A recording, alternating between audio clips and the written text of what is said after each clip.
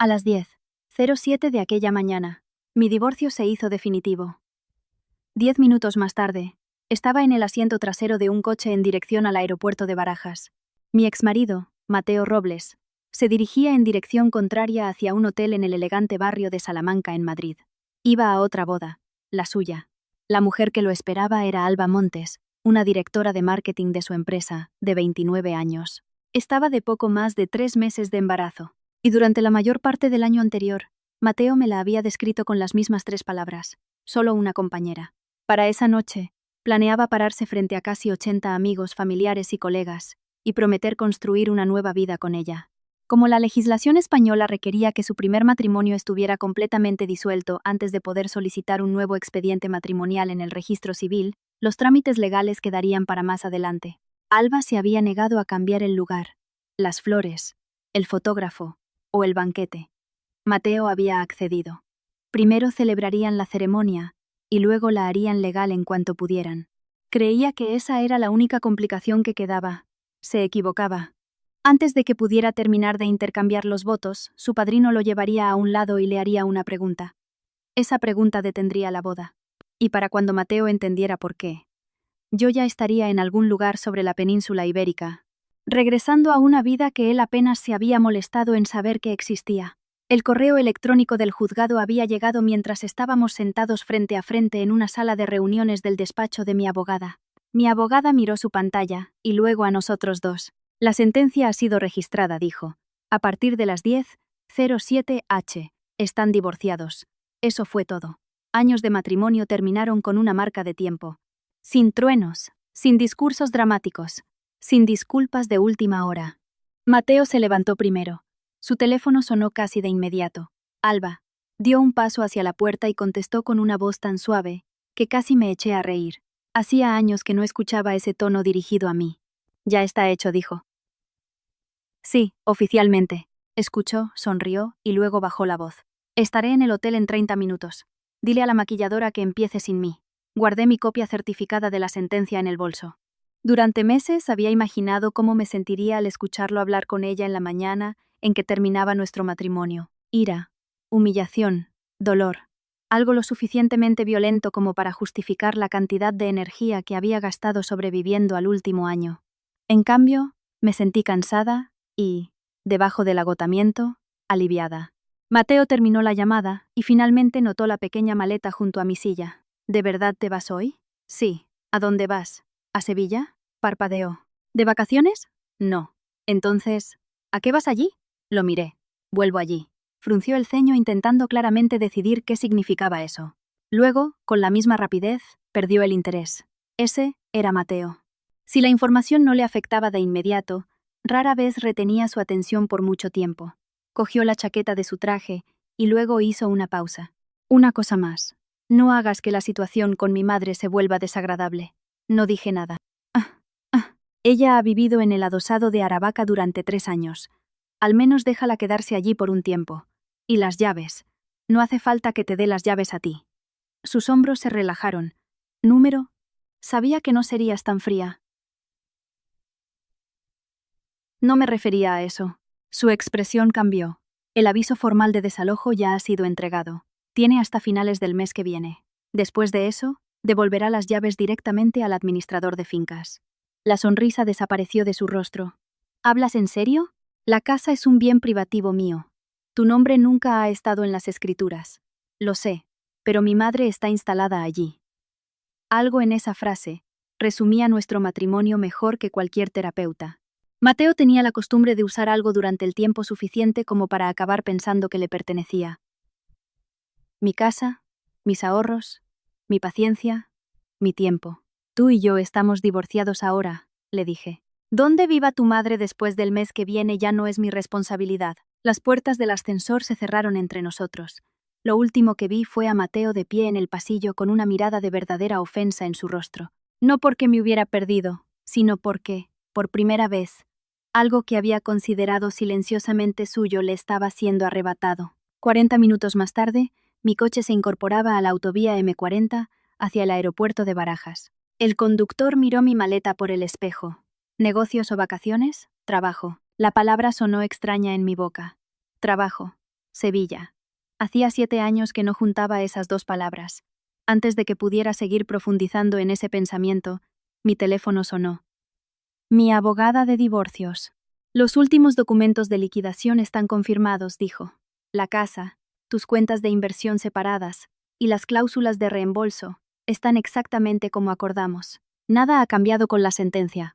Puedes subirte al avión sin preocuparte de nada de aquí.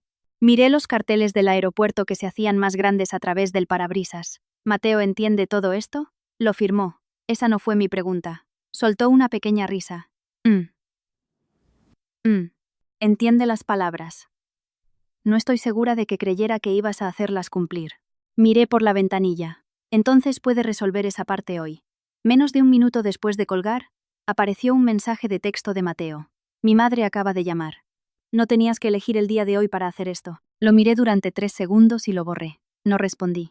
Casi al mismo tiempo, al otro lado de Madrid, Hugo Vargas estaba de pie fuera del salón de banquetes donde se llevaría a cabo la ceremonia de Mateo y Alba. Hugo conocía a Mateo desde la universidad. Era una de las pocas personas a las que Mateo todavía describía como un verdadero amigo, no un contacto de trabajo, no una conexión útil, no alguien a quien intentara impresionar. Hugo también era el padrino. La gente luego daría por hecho que Hugo me había estado ayudando en secreto. No fue así. En todo el año en que mi matrimonio se desmoronó, Hugo y yo tuvimos una sola conversación importante. Lo había llamado mientras comprobaba uno de los supuestos viajes de negocios de Mateo.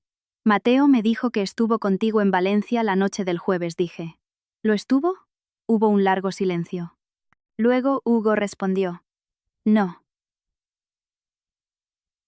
Otro silencio. Me pidió que lo encubriera una vez antes. Lo hice, dijo Hugo. No debí hacerlo, no volveré a hacerlo. Eso fue todo. No se ofreció a espiar a Mateo, tampoco se lo pedí. No se retiró de la boda, ni se convirtió de repente en mi aliado.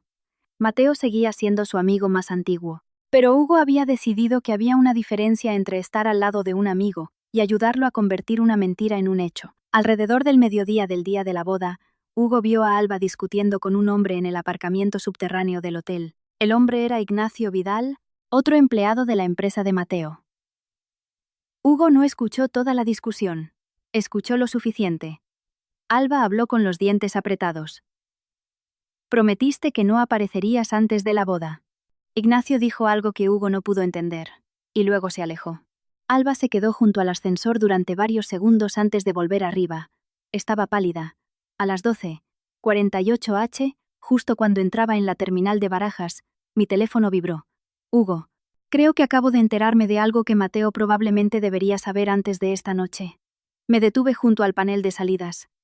No le pregunté qué había descubierto. El nombre de Ignacio ya significaba algo para mí. Escribí una sola respuesta. Si crees que Mateo necesita saberlo, díselo. No hagas nada por mí. Usa tu propio criterio. Luego, guardé mi teléfono y facturé mi maleta. No tenía intención de dirigir una boda desde la terminal de un aeropuerto. Mateo había elegido a Alba.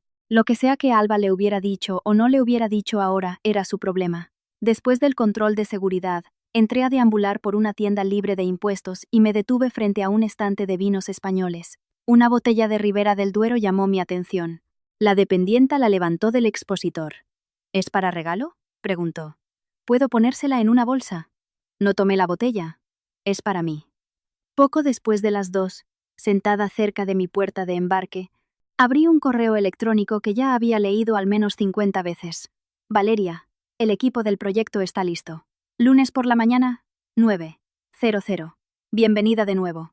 El correo había estado en mi bandeja de entrada durante 3 semanas. Mateo no sabía que tenía un trabajo en Sevilla. No sabía que ya había firmado el contrato de alquiler de un pequeño piso. No sabía que mi documentación de traslado había sido tramitada. No sabía que la decisión más importante de nuestro divorcio se había tomado antes de que él pidiera uno. Más tarde, la gente diría que mi partida fue repentina. No lo fue. Ese día fue solo cuando todos los demás finalmente vieron el resultado. La verdadera partida había comenzado más de un año antes. Mi vuelo comenzó a embarcar a las 6:40 de esa tarde. Tenía un asiento junto a la ventanilla. El hombre a mi lado parecía tener unos 40 años, cansado de una forma que no tenía nada que ver con los aeropuertos. Sostenía una fotografía que había sido doblada y desdoblada tantas veces que los bordes se habían vuelto blancos. Después de que nos alejamos de la puerta de embarque, me miró. ¿Primera vez en Andalucía? No, vacaciones. Me mudo de vuelta por trabajo. Sonrió, pero la sonrisa no le llegó a los ojos. Eso suena mejor que mi motivo. Voy a buscar a mi mujer. Su nombre era Diego Navarro. Su esposa, Martina, era sevillana. 3 meses antes, ella había regresado a su ciudad y le había dicho que quería terminar su matrimonio. Diego se había negado a creer que la distancia y el silencio pudieran ser una respuesta. Había reservado el vuelo porque quería una oportunidad más para hablar con ella en persona. Sigo pensando que si puedo hablar con ella cara a cara, recordará lo que teníamos, dijo. No le dije si creía que tenía razón. En cambio, me preguntó sobre mí. ¿Te mudas de ciudad sola? ¿A tu familia le parece bien? Me he divorciado hoy. Se volvió hacia mí. ¿Hoy? ¿Esta mañana? ¿Y tu ex? Tiene una boda esta noche. Diego se me quedó mirando. Me reí porque su expresión era casi cómica. Está bien, le dije. Ya pasé por la parte en la que dolió. Eso no empezó hoy. El avión se elevó entre las nubes y Madrid desapareció debajo de nosotros. Solo entonces me permití recordar dónde había comenzado la verdadera historia. No con Alba, no con el divorcio, sino con una llamada telefónica de mi banco 2 otoños antes. La mujer del banco preguntó si yo había autorizado una solicitud para un préstamo hipotecario sobre mi adosado de Aravaca. Yo estaba de pie fuera de una sala de reuniones en el trabajo, con un portátil bajo el brazo. Disculpe, dije. ¿Autorizado qué? Repitió la pregunta. Yo nunca había solicitado una línea de crédito. Esa noche, esperé a que terminara la cena antes de preguntarle a Mateo. Levantó la vista de su teléfono. Solo fue una consulta. ¿Por qué hubo una consulta sobre mi casa? Estaba evaluando opciones para... ¿Para qué? Un pequeño proyecto de inversión. No pasó nada. No pedí nada prestado. Recuerdo haberlo mirado fijamente al otro lado de la isleta de la cocina. Estabas evaluando pedir dinero prestado sobre una casa que no te pertenece. Suspiró, como si yo hubiera hecho deliberadamente agotador un asunto sencillo. Estamos casados. Valeria. ¿De verdad tenemos que presentar una solicitud formal cada vez que uno de nosotros explora una opción financiera? Ese era uno de los métodos favoritos de Mateo para terminar una conversación. Rara vez defendía lo que realmente había hecho. Cambiaba el tema a mi reacción. Si yo me oponía a que se cruzara un límite, el problema se convertía en mi tono, mi desconfianza, mi falta de apoyo, mi tendencia a verlo todo como un trato. Antes de esa noche, yo solía morder el anzuelo. Le explicaba por qué estaba molesta. Él me explicaba por qué mi explicación era injusta. A medianoche, yo me estaría disculpando por la forma en que había planteado el tema. Esa noche, por primera vez, me detuve. Ya veo, dije. Mateo pareció casi decepcionado. Subí, cerré la puerta del estudio y abrí todos los documentos financieros que pude encontrar. Durante las siguientes 3 horas, revisé permisos de cuentas, correos electrónicos antiguos, declaraciones de la renta, registros de hipotecas, pólizas de seguros, extractos de inversiones y documentos que no había mirado desde antes de nuestra boda. Descubrí algo que me asustó más que una consulta no autorizada. Mateo conocía mis finanzas con extraordinario detalle. Conocía el valor actual del adosado de Aravaca que mis padres me habían ayudado a comprar antes de morir. Sabía aproximadamente cuánto había en la cuenta de inversiones que heredé. Conocía la estructura de mi prima anual. Sabía de una cuenta de ahorros que apenas había tocado en años. No recordaba haber discutido jamás algunas de esas cifras con él. Nada de eso probaba que planeara robarme. El matrimonio crea acceso. Las parejas discuten sobre dinero. Los cónyuges aprenden cosas el uno del otro. Yo lo sabía. Pero por primera vez, otra posibilidad entró en mi mente. ¿Y si yo no conocía toda la historia de mi propio matrimonio? Esa pregunta me llevó a Carmen Ortiz. Carmen había salido con Mateo durante casi 2 años después de la universidad. Solo había escuchado su nombre una vez al principio de nuestra relación, cuando Mateo describió la ruptura como la prueba de que había aprendido a no quedarse nunca con alguien que no creyera en él. La encontré a través de una red de antiguos alumnos y pasé 2 días redactando un mensaje. Al final, envié solo 3 frases. Mi nombre es Valeria Torres. Estoy casada con Mateo Robles. Tengo algunas preguntas sobre el dinero y los límites financieros en tu relación con él. Si prefieres no contestar, lo entiendo perfectamente. Respondió 3 días después. Café el sábado a las 11. Carmen no estaba amargada cuando nos conocimos. Eso casi hizo que lo que me contó fuera peor. Habló de Mateo de la misma manera que alguien describiría una antigua lesión de trabajo. Había sanado. No estaba interesada en reabrirla, pero recordaba exactamente cómo había ocurrido. Después de que Mateo se mudó a su piso, empezó a hablar de lo que las verdaderas parejas debían compartir. Al principio, eran los gastos ordinarios de la compra, los recibos de la luz, los viajes. Luego, su parte de los gastos se volvió menos constante porque estaba construyendo algo. Luego necesitó que ella fuera avalista en un préstamo para una idea de negocio. Cuando Carmen dudó, Mateo no la amenazó. Le dijo que estaba herido. Le preguntó si creía en él. Le recordó todo lo que había hecho por ella emocionalmente. Finalmente, ella firmó. Meses después, cuando la relación fracasaba, él la acusaba de ser controladora cada vez que preguntaba por los pagos. Al mismo tiempo, se estaba acercando a otra mujer. Llevaría años desenredar completamente el préstamo después de que se separaron. Carmen removió su café durante mucho tiempo antes de mirarme. No se lo lleva todo de una vez, dijo. Toma un poco, luego un poco más, y cada vez que te das cuenta, te hace sentir egoísta por notarlo. No fui a casa, y acusé a Mateo. Eso me sorprendió incluso a mí. Fui a casa y empecé a llevar registros de extractos bancarios, transferencias de cuentas compartidas, cargos de tarjetas de crédito que no podía explicar, facturas de hotel adjuntas a viajes de trabajo que no coincidían con su calendario. Una noche de jueves en la que Mateo dijo que estaba en Valencia con Hugo mientras su tarjeta mostraba una cena y una habitación en un complejo turístico varias horas al norte de la ciudad. Esa fue la noche que llamé a Hugo. Mateo siempre había sido bueno creando niebla. La documentación me dio algo sólido sobre lo que apoyarme. Entonces Alba entró en escena. Trabajaba en marketing en la empresa de Mateo. Algunos de los gastos de eventos y viajes de su equipo requerían la aprobación de la división de Mateo, lo que significaba que tenían un motivo legítimo para comunicarse a menudo. Al principio, no tenía por qué importarme. Luego, su nombre empezó a aparecer por todas partes. Mensajes nocturnos, emergencias de fin de semana, una cena con clientes que de alguna manera solo requería a Mateo y a Alba, una conferencia a la que, en principio, no estaba previsto que ella asistiera. Una noche, Mateo dejó su teléfono en la encimera de la cocina mientras se duchaba. La pantalla se encendió. Alba, eres la única persona aquí que realmente me entiende. Sinceramente, no sé qué haría sin ti. No toqué el teléfono. No lo necesitaba. Mateo había estado cambiando durante meses, pero ver ese mensaje me ayudó a entender qué le gustaba de la relación. Alba lo necesitaba, o al menos sabía cómo hacerle sentir necesario. Para entonces, yo había empezado a gestionar mis propias cuentas de nuevo. Ya no le preguntaba a Mateo antes de tomar cada decisión profesional. Había dejado de aceptar sus explicaciones solo porque las pronunciaba con confianza. Cuanto más independiente me volvía, más irritado parecía estar él por las cosas cotidianas. Alba, mientras tanto, lo llamaba cuando tenía un problema. Le decía que era el único que podía arreglar las cosas. Elogiaba su criterio. Le hacía sentirse el centro de todo. Le pregunté sobre ella exactamente una vez. ¿Sientes algo por Alba? Él se rió.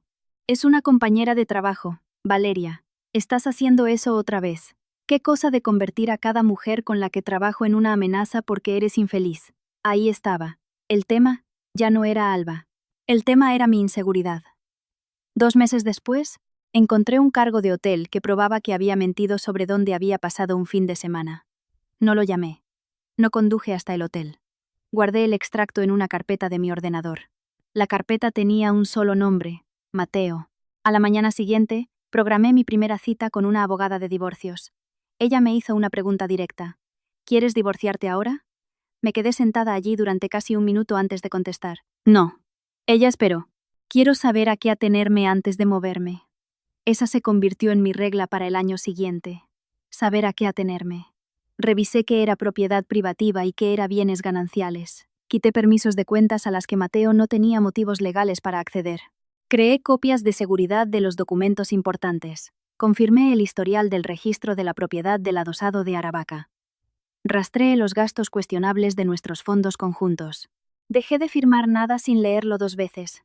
Ninguna de esas cosas me hizo sentir poderosa. Me hicieron sentir avergonzada. No dejaba de pensar cómo me convertí en el tipo de mujer que necesita una carpeta privada sobre su marido. Me llevó meses hacer una pregunta mejor. ¿Cómo me había quedado tanto tiempo en un matrimonio en el que tenía miedo de no tener una? En esa época, Le escribí a Elena Márquez a Sevilla. El correo electrónico permaneció en mis borradores durante 11 días. Elena y yo habíamos trabajado juntas años atrás en un estudio especializado en arquitectura, reutilización adaptativa e interiores históricos. Antes de Mateo, antes de que Madrid se volviera permanente, yo había pasado casi 5 años en Sevilla. No me había limitado a vivir allí. Había construido una vida allí. Tenía compañeros que se convirtieron en amigos. Tenía mis cafeterías favoritas. Un pisito terrible con un balcón precioso. Una tienda de barrio donde el dueño corregía mi andaluz cada mañana. Había trabajado en hoteles antiguos, bloques de pisos y espacios municipales que requerían el tipo de paciencia que amaba, encontrar lo que valía la pena preservar y reconstruir todo a su alrededor. Luego volé de regreso para la boda de una amiga y conocí a Mateo. Era divertido, atento, ambicioso e inusualmente bueno para hacer que la otra persona se sintiera profundamente comprendida, al menos al principio. Tuvimos una relación a distancia por un tiempo. Luego me propuso matrimonio. La cuestión de dónde viviríamos dejó de sentirse como una pregunta. La carrera de Mateo estaba en Madrid. Sus contactos estaban en Madrid. Su madre estaba en Madrid. Mi trabajo, dijo, era más portátil. Un matrimonio requiere compromisos, me dijo. Tenía razón. Solo no me di cuenta de que la persona que cedía casi siempre era yo. Dejé Sevilla. Durante años, describí esa decisión como romántica. Luego, una noche, mientras mi matrimonio se desmoronaba a cámara lenta, abrí un correo electrónico en blanco para Elena y escribí: si todavía hay un lugar para mí, creo que quiero volver. Su respuesta llegó a la mañana siguiente. Siempre ha habido un lugar. La cuestión es si estás lista para ocuparlo. Lloré cuando lo leí. No porque el correo fuera emotivo, porque no lo era. Elena no me dijo que yo era valiente. No me dijo que dejara a mi marido. No convirtió Sevilla en una fantasía de rescate. Simplemente me recordó que alguna vez yo había sido una persona con opciones. Durante los siguientes 3 meses, reconstruí mi portafolio, me entrevisté con el estudio, hablé con un asesor laboral sobre mi regreso para trabajar en Andalucía y empecé a planear una vida que aún no había admitido en voz alta que quería. La oferta oficial llegó antes de que supiera que Alba estaba embarazada. Eso me importaba. Sevilla nunca fue mi plan de venganza. Fue mi puerta de salida, y yo misma la había abierto. De vuelta en Madrid, mientras yo recordaba todo esto en algún lugar sobre la península ibérica, Hugo seguía observando el salón en la boda de Mateo. Ignacio no había abandonado el hotel después de la discusión en el aparcamiento subterráneo. Se había cambiado de chaqueta y había regresado a la zona del cóctel por una entrada lateral. Hugo encontró a alguien de la empresa y preguntó de forma casual si Ignacio y Alba eran íntimos. El hombre lo miró. Solían tener una relación intermitente. ¿Hace cuánto? Pensé que terminó después de que Mateo entrara en escena. Hugo no fue corriendo a decírselo a Mateo. Un rumor no era una prueba, pero empezó a prestar atención. Alba seguía mirando hacia la entrada lateral, no hacia el hombre con el que estaba a punto de casarse. Más tarde, interceptó a Hugo en un pasillo. ¿Viste a Ignacio abajo? Preguntó como si la duda se le acabara de ocurrir. Sí. Ella sonrió demasiado rápido. Hay mucha gente del trabajo aquí. Solo lo comprobaba. Hugo no la cuestionó. En ese momento, aún no tenía idea de quién era el padre de su bebé. Solo sabía que Mateo estaba a punto de entrar a una ceremonia sin información que podría ser importante.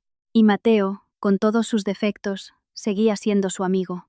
Meses antes, cuando Alba estaba de unas 11 semanas de embarazo, Mateo me había pedido el divorcio. Estábamos sentados en nuestro salón. No parecía nervioso. En todo caso, parecía aliviado. Esto ya no funciona, dijo. Asentí. Estoy de acuerdo. Esa respuesta lo descolocó. Se había preparado para lágrimas, rabia, negociación. Pude verlo en su rostro. Luego dijo: Alba está embarazada. Vale.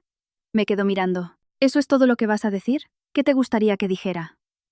Se inclinó hacia adelante. Intento ser sincero contigo. Casi me eché a reír. Ahora su mandíbula se tensó. A partir de ahí, la conversación pasó rápidamente a las cosas que parecían importarle más a él. La casa, las cuentas, la situación de vivienda de su madre, si podíamos mantener los detalles del adulterio fuera de las discusiones del acuerdo porque, como Mateo dijo, somos adultos y no hay motivo para destruirnos mutuamente.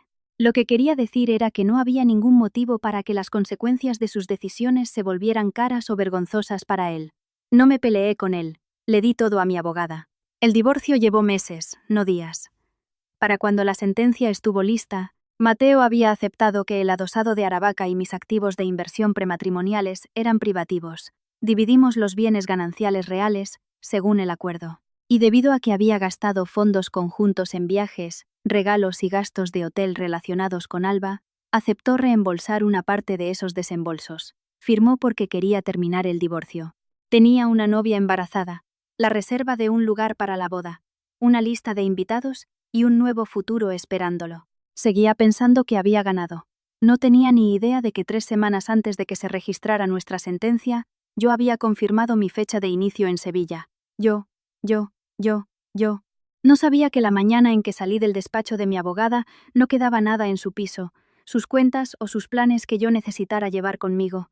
En algún lugar sobre la península ibérica, recordé el mensaje de Hugo y abrí un documento más que había descargado antes del vuelo. Ignacio Vidal.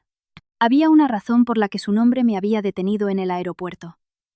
Meses antes, mientras organizaba los registros de viaje de Mateo, había notado un problema de fechas. Según la fecha de parto que Alba le había dado a Mateo, la probable ventana de concepción caía aproximadamente a principios de marzo. Durante ese periodo, Mateo había pasado 10 días consecutivos en Barcelona en una conferencia del sector.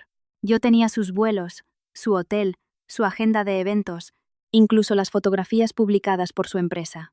Alba e Ignacio habían estado ambos en Madrid. Eso no demostraba nada. Las fechas estimadas de concepción no son exactas. La biología no obedece a casillas de calendario perfectas. Yo sabía que no debía convertir una línea de tiempo sospechosa en un hecho, así que no había hecho nada con ella. Le di las fechas a mi abogada junto con todo lo demás, y seguí adelante. La paternidad del bebé de Alba no era mi problema. Pero si Hugo había descubierto otra pieza del mismo rompecabezas, Mateo tenía derecho a escucharla antes de construir el resto de su vida en torno a una suposición. Revisé el mensaje que le había enviado a Hugo por última vez. Si crees que necesitas saberlo, díselo. No hagas nada por mí. Luego puse mi teléfono en modo avión. Fuera de mi ventanilla no había más que oscuridad y nubes. Para entonces, eran un poco más de las 8 en Madrid.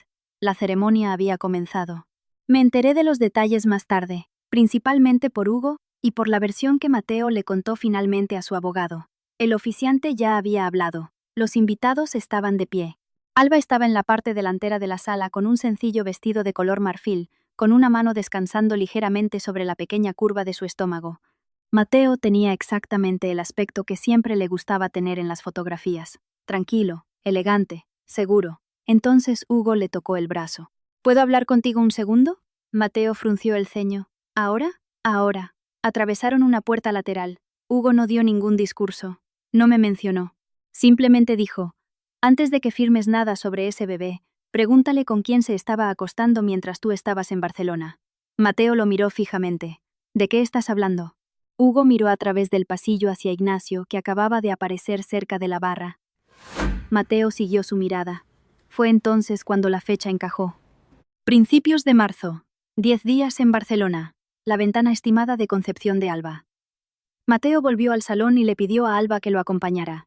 La ceremonia se detuvo durante 20 minutos, luego 30, luego 40. Al principio, Alba insistió en que las fechas eran solo estimaciones. Eso era cierto. Entonces Mateo hizo una pregunta diferente. ¿Seguías acostándote con Ignacio? Ella lo negó. Hugo no dijo nada. Ignacio no se marchó. Mateo volvió a preguntar. Alba finalmente admitió que Ignacio y ella nunca habían terminado las cosas por completo antes de que Mateo y ella empezaran a ir en serio. Dijo que había sido complicado. Dijo que Ignacio seguía volviendo. Dijo que había pensado que se había acabado y luego resultó que no. Dijo que no había estado con Ignacio a menudo. Entonces Mateo hizo la única pregunta que importaba. ¿Podría ser suyo el bebé? Alba empezó a llorar. Pensé que era más probable que fuera tuyo.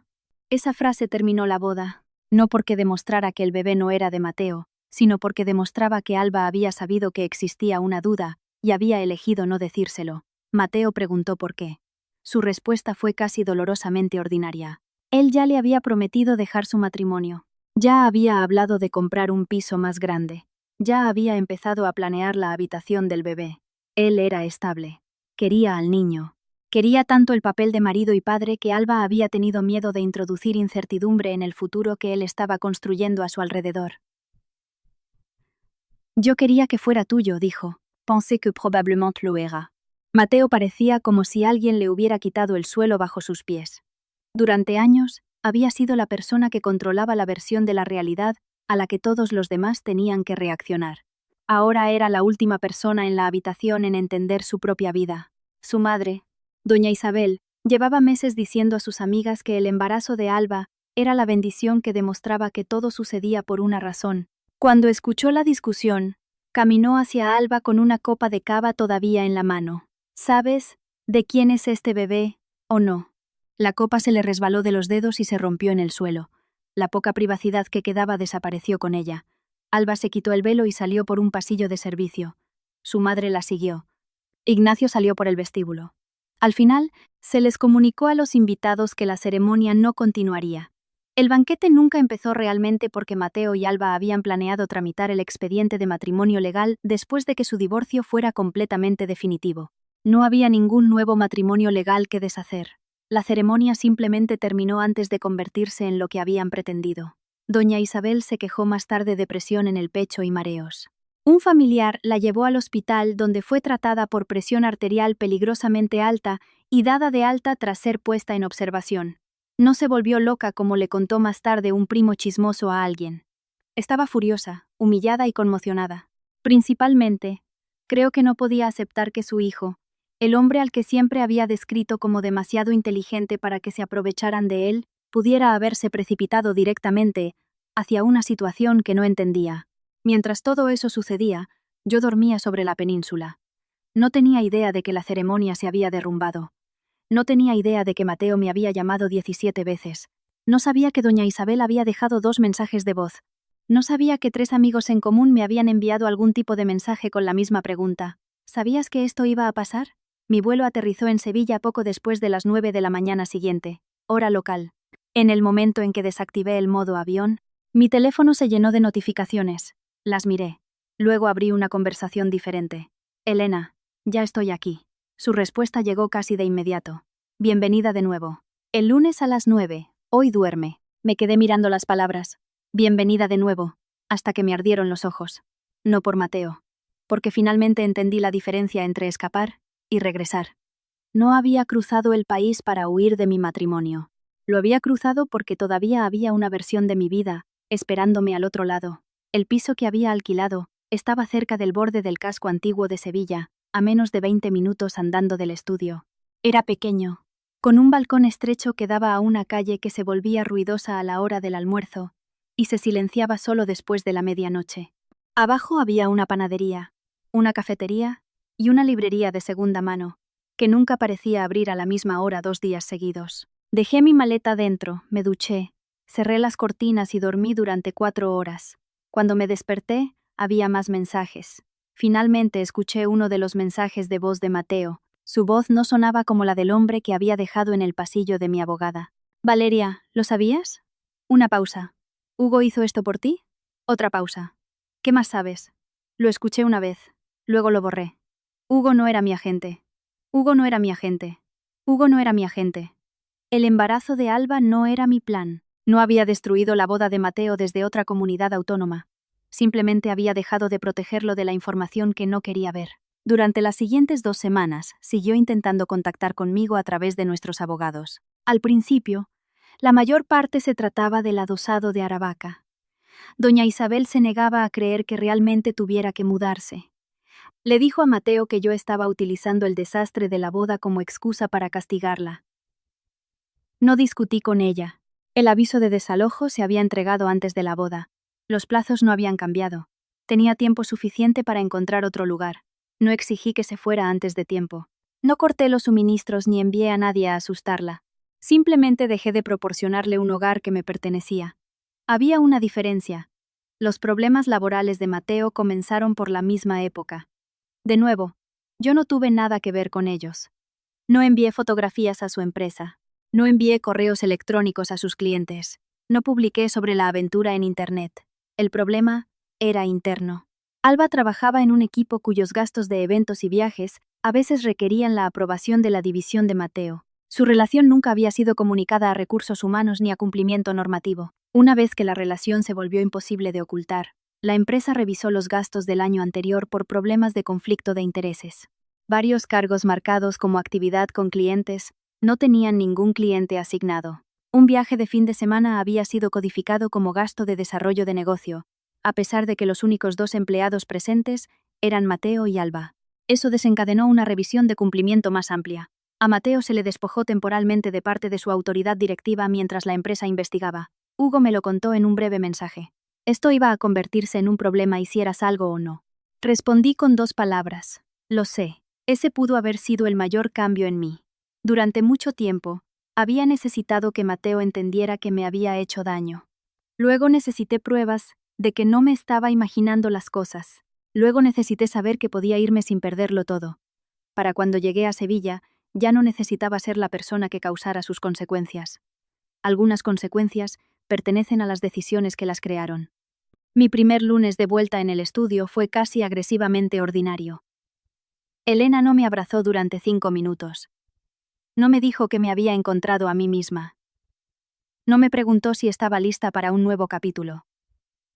Me entregó un montón de planos. Tenemos un hotel de 120 años, dijo. El propietario tiene la mitad del presupuesto que necesita. El ayuntamiento tiene 12 requisitos de conservación y la estructura es un desastre. Solían encantarte los desastres como este. Miré los planos. Me siguen encantando. Así fue como comenzó mi nueva vida. No con cava, sino con una inspección de un edificio. Volví a las reuniones de obra, a los planos, a los presupuestos, a las discusiones sobre la piedra, la madera, la circulación, la accesibilidad y si un muro era lo suficientemente histórico como para salvarlo. Mi fluidez al hablar volvió lentamente. También lo hizo parte de mi confianza. Había días en que me sentía ridícula porque podía discutir la compleja restauración de una fachada de corrido y luego olvidar la palabra exacta para un utensilio de cocina. Había noches que llegaba a casa agotada y cenaba pan con tomate y aceite sobre el fregadero porque no tenía energía para cocinar. No era glamoroso. Era mío. Una tarde, estaba dentro del viejo hotel mientras los albañiles abrían un muro dañado. Detrás de capas de reformas baratas, encontramos la estructura de piedra original. Elena pasó la mano por ella. Esto se queda, dijo. Miré el yeso agrietado a su alrededor y el resto. Quitamos lo que falló. No reconstruimos las partes malas solo porque hayan estado ahí mucho tiempo. Me reí. ¿Qué? Preguntó. Nada. Pero pensé en esa frase durante el resto del día. La restauración no es lo mismo que devolverle a algo lo que era. A veces la versión original ya era inestable. A veces, la supervivencia significa identificar la estructura de carga, preservar lo que todavía tiene valor, y dejar que el resto se venga abajo. Los fines de semana, iba al Alcázar. Me sentaba en las cafeterías cerca del barrio de Santa Cruz, caminaba hasta que me dolían los pies y redescubría una ciudad que había cambiado sin mí. Al principio, revisaba mi teléfono constantemente, no porque quisiera que Mateo volviera, sino porque mi sistema nervioso todavía esperaba una emergencia. Una nueva exigencia, una acusación, un mensaje que empezara con tienes que. El hábito se desvaneció lentamente. Para la tercera semana, podía pasar por toda una reunión de obra sin pensar en mi teléfono ni una sola vez. Entonces mi abogada me envió un correo electrónico. Las cláusulas de reembolso del acuerdo se habían cumplido. Mateo ya no disputaba los gastos de fondos conjuntos relacionados con Alba. Esa misma tarde, Hugo envió un mensaje por separado. Alba había accedido, por consejo de su abogado, a una prueba de paternidad prenatal no invasiva. El resultado había llegado. Mateo quedaba excluido como padre biológico. Leí el mensaje 2 veces. Había esperado sentir satisfacción. Durante meses, la posibilidad había estado en el límite de la historia como una respuesta final esperando a ser revelada. Pero cuando llegó la respuesta, no sentí casi nada, ni alegría, ni lástima, solo quietud. Puse mi teléfono boca abajo y volví a un dibujo del alzado este del hotel. Esa noche, recibí una llamada de un número que no reconocí. Contesté porque pensé que podría ser un contratista. En su lugar, se escuchó la voz de Mateo. Lo sabías. Cerré los ojos. Sabía que las fechas no cuadraban. ¿Sabías que había una posibilidad? Sí. Y no me lo dijiste. Me quedé en silencio un momento. ¿Estás seguro de que esa es la pregunta que quieres hacerme? ¿Qué se supone que significa eso? Significa que te estabas acostando con ella mientras estábamos casados. Se quedó embarazada. Forzaste el divorcio porque querías casarte con ella lo más rápido posible. Ni una sola vez preguntaste cómo fue ese año para mí. Ahora te enteras de que puede que te haya mentido. Y tu primera pregunta es ¿por qué no te protegí de ello? Su respiración cambió. No digo que tuvieras que protegerme. Eso es exactamente lo que estás diciendo. Digo que podrías haberme advertido. Y de repente, más claramente que nunca, entendí el hábito subyacente a casi todo lo que Mateo había hecho. Creía que los recursos de otras personas debían aparecer cuando él los necesitaba. Su dinero, sus casas, su paciencia, su perdón, su información, su cuidado. Incluso después de que el matrimonio terminara, seguía creyendo que parte de mi trabajo era interponerme entre él y las consecuencias de sus propias decisiones. Mateo, le dije. Pasé 4 años tratando de explicar lo que requería ser un marido. Ya no voy a explicarte el resto de tu vida. No respondió. Corté la llamada y bloqueé el número. Esa fue la última vez que hablamos. Un mes después, volví a ver a Diego cerca de la Giralda. Estaba sentado solo en un banco. La fotografía doblada que había sostenido durante casi todo nuestro vuelo ya no estaba. Casi seguí caminando. Entonces levantó la vista y me reconoció. Trabajo en Sevilla, dijo. Mujer de Sevilla, respondí. Se rió. Me senté a su lado. ¿Encontraste a Martina? Sí. ¿Volvió? No. Lo dijo sin el pánico que yo recordaba del avión. Me dijo que yo estaba tratando de recuperar a la mujer que recordaba, no a la mujer que es ahora. Miró hacia la multitud. Odié escucharlo. Luego me di cuenta de que tenía razón. Me miró. ¿Y tú? Pensé en la pregunta. Volví al trabajo que quería hace 7 años. Eso es todo, sonreí. Eso es suficiente. Hablamos durante otros 10 minutos y nos fuimos en direcciones diferentes. No había ningún romance esperando al final de esa conversación. Ningún hombre perfecto llegando porque yo finalmente había aprendido la lección correcta. Eso habría carecido de sentido. Por primera vez en años, no necesitaba que mi vida fuera validada por quien quería quedarse en ella. Esa noche, cuando llegué a casa, me di cuenta de que la botella de Ribera del Duero del aeropuerto seguía sin abrir en un estante. La llevé al balcón y me serví una copa. Los restaurantes de abajo se estaban llenando. En algún lugar más lejano, las campanas de la iglesia marcaban la hora. Pensé en la pregunta que Mateo había hecho en el despacho de la abogada. ¿De verdad te vas hoy? Él había creído que yo estaba reaccionando a él. Pensaba que había comprado un billete porque no podía soportar verle casarse con otra persona. Pero la verdadera partida había empezado mucho antes. Empezó la primera noche que guardé un registro bancario en lugar de discutir. Empezó cuando llamé a Carmen. Altegado los 3, empezó cuando me senté frente a una abogada y admití que aún no sabía lo que quería, solo que necesitaba saber a qué atenerme. Empezó cuando le escribí a Elena. Empezó cuando me permití imaginar un futuro en el que Mateo no tenía ningún papel. Irse no fue un único acto dramático. Fue una serie de decisiones silenciosas que finalmente se convirtieron en un billete de avión. Más tarde, doné parte del dinero que se me devolvió en virtud del acuerdo a una organización de asistencia jurídica que ayuda a personas que se enfrentan al control y la coacción financiera en sus relaciones. No inicié una fundación. No hubo ningún anuncio. No puse el nombre de Mateo cerca de él.